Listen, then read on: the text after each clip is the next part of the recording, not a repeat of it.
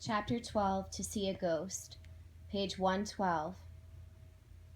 Edmund was still standing behind a hedge, watching the entrance of the Hotel American House, when Catherine came rushing out. This time a man was with her. Against the weather he wore a tall hat and a muffler, which all but hid his great spread of whiskers.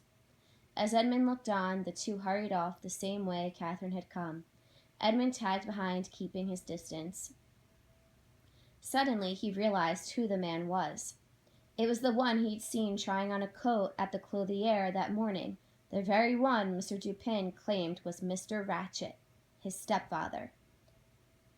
Astounded, Edmund stopped short, then came back to his senses just in time to see the two enter Mrs. Whitman's house.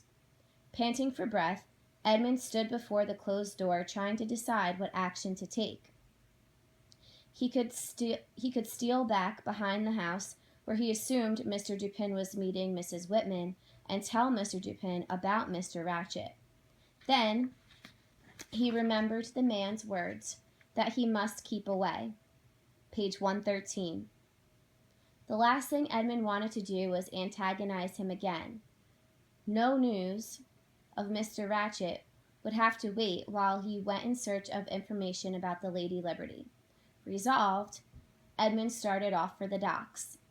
But so preoccupied was the boy with thoughts of Mr. Ratchet, he never noticed that since he turned his back on the Hotel American House, he himself was being followed. "Let me go!" Dupin gasped, trying to wrench free from Throck's iron grip. "Here now," the night watchman returned, "it's you who ran into me." All the same, he took his hands from Dupin's shoulders. Set free, Dupin instantly swung about, gazing with terrified eyes through the brambles and fog at the mausoleum. Whatever it was that he had seen had vanished. "Did you see anything?" he demanded of Throck. "What are you talking about?" the night watchman growled suspiciously. "There!" cried Dupin, pointing where he had seen the figure. "The ghost of a woman, standing before the mausoleum, demanding her children." "I don't see a thing." "There was!" "You're daft." Dupin, legs shaking, walked back toward the mausoleum, but stopped when he saw that its door was still open. He made a nervous half-turn toward Throck. Page 114. The night watchman stood a few feet behind, peering at Dupin with intense puzzlement. Dupin pushed himself forward again, edging closer to the tomb. "Is someone there?" he called nervously. All he had heard was his own labored breathing and the monotonous dripping of the rain. Fighting against the terror he felt, Dupin climbed the steps to the mausoleum and placed his hand on the door. The cold iron drove a spike of chill through him. Summoning what strength remained to him, he grasped the door handle and pulled. With a rasping, grating sound, the door opened further. Dupin, leaning forward, attempted to look into the dark.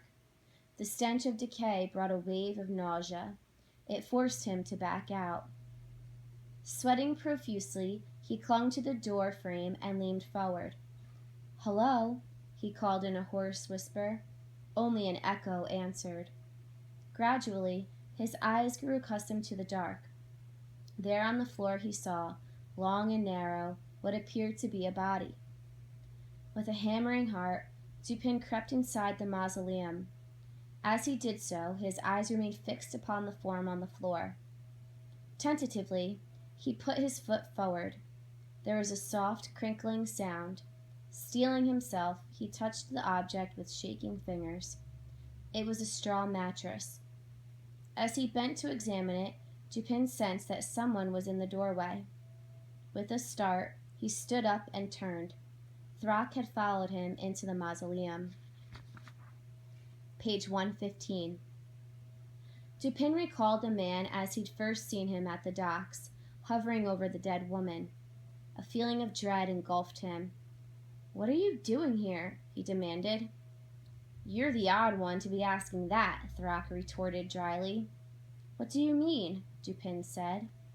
Throck, his mouth fixed in a leer, took a step forward, his powerful form completely blocking the way. "I seen you in court this morning," he said. "You were spying on me, weren't you?" "No, not at all."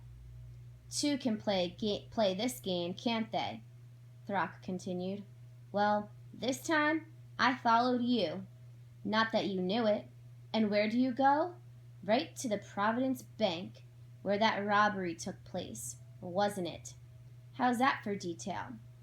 Then off you go back down to Fox Point to be with that boy. That boy. Always that boy. Makes a man wonder. Makes me wonder. Are you his father? I says to myself, then you come back, trailing that boy, and stop to take a gander at the back of the same bank. So, never mind what I'm doing here. What I'm asking you is this. What are you doing in this abandoned graveyard where no one ever comes?" Dupin attempted to draw himself up. "I am here to meet someone," he replied. "Far as I can see," Throck sneered, "you and me. We're alone. Saving the dead, of course. But then, they won't help you none. Not now." "I don't care what you see," Dupin cried. "I'm telling the truth." Page 116. "And what?" Throck said, coming further into crypt. "What if I happen not to believe you?" Dupin looked for a way past him. As he did, a figure loomed up behind the night watchman. The woman again. "There!" Dupin screamed, pointing and shrinking back. "There!"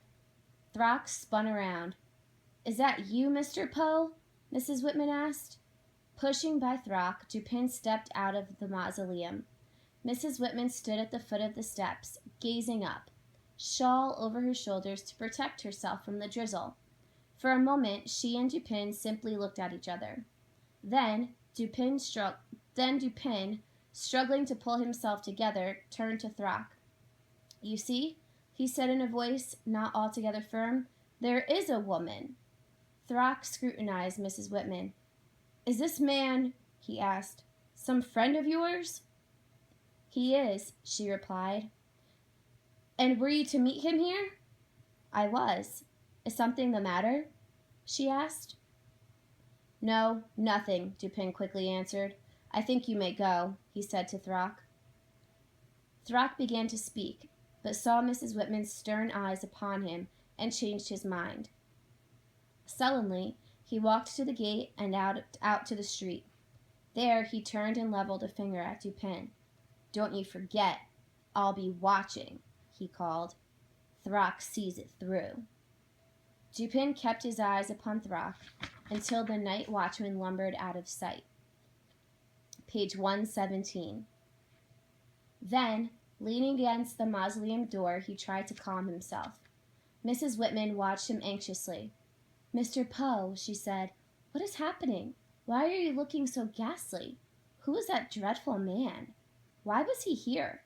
No one ever comes here." "I can't explain," Dupin replied weakly. "You look as if you had seen a ghost." Dupin started. "I have." Mrs. Whitman stood a little straighter.